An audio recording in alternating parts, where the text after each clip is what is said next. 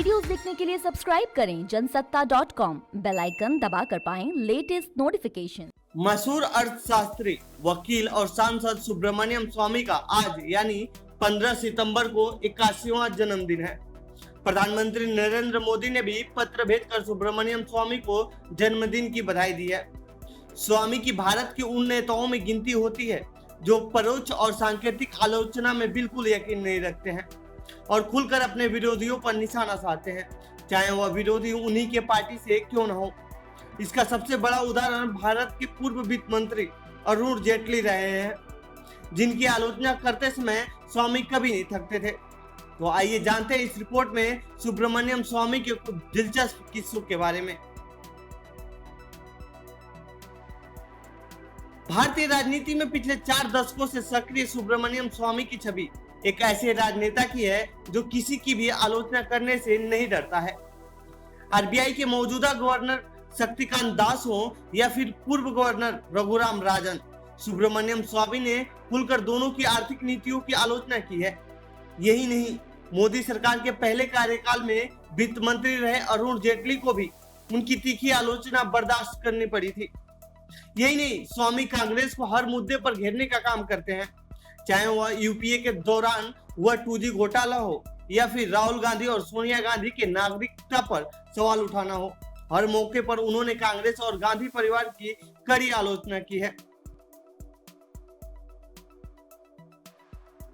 साल 1974 में जनसंघ द्वारा स्वामी को राज्यसभा भेजा गया था और उसके बाद से ही उनका जुड़ाव पहले जनसंघ और फिर भाजपा से हो गया।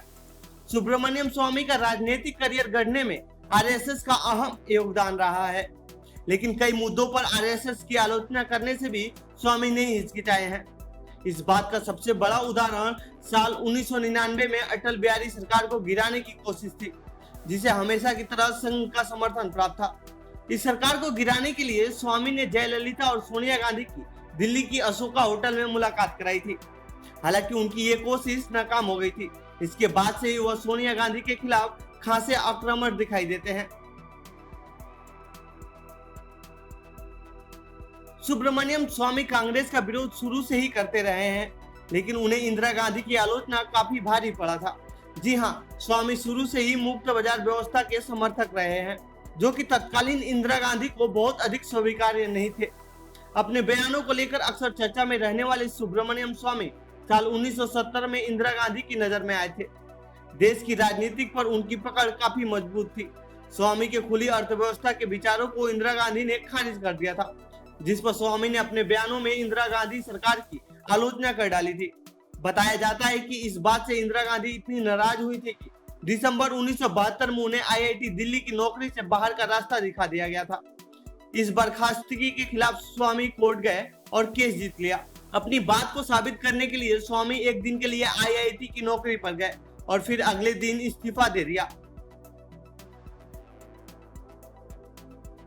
सुब्रमण्यम स्वामी के पिता एक मशहूर गणितज्ञ सीताराम सुब्रमण्यम थे, जो कि भारतीय सांख्यिकी संस्था के निदेशक भी रहे हैं। पोस्ट ग्रेजुएशन के बाद सुब्रमण्यम स्वामी ने भारतीय सांख्यिकी संस्थान यानी ISI कोलकाता में प्रवेश लिया था, जहां के निदेशक PC महालनोबिस थे, जो उनके पिता के प्रतिद्वंदी माने जाते थे। जब सुब्रमण्यम स्वामी के बारे में उन्हें पता चला तो स्वामी के ग्रेड्स कम करने लगे। इससे खार खाए स्वामी ने महालनोबिस के प्रसिद्ध विश्लेषण सिद्धांत को एक पुराने समीकरण की नकल सिद्ध कर दिया था। इससे स्वामी को देश भर में काफी पहचान मिली थी। यही नहीं, स्वामी ने महज 24 साल की उम्र में हार्वर्ड से PhD की डिग्री हासिल कर ली थी। तो ये थी सुब्रमण्यम स्वामी के जन्मदिन पर हमारी रिपोर्ट। आपको कैसी लगी यह रिपोर्ट कमेंट बॉक्स में बताएं। साथ ही सुब्रमण्यम स्वामी के बारे में आप क्या सोचते हैं कमेंट बॉक्स में लिखें। बाकी देश दुनिया की खबरों के लिए बने रहिए जनसत्ता के साथ। धन्यवाद।